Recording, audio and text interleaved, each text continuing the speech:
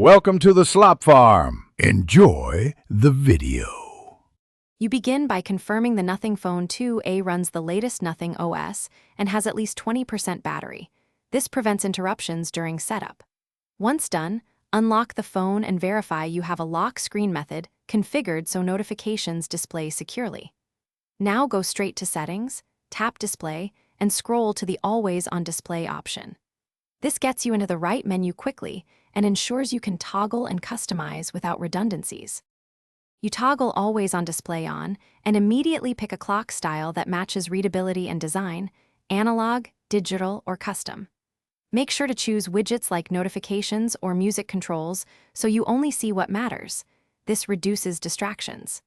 Next, adjust brightness to a low, comfortable level to conserve power. Then decide whether to keep AOD always active or set a schedule. Scheduling preserves battery by showing AOD only during chosen hours, while still giving quick info when you need it. You finish by saving your choices and locking the phone to verify the Always on Display appears as expected. Testing confirms clock, notifications, and brightness are correct. If AOD doesn't show, make sure battery optimization isn't restricting the feature. Exempt settings or the AOD process so it can run in the background.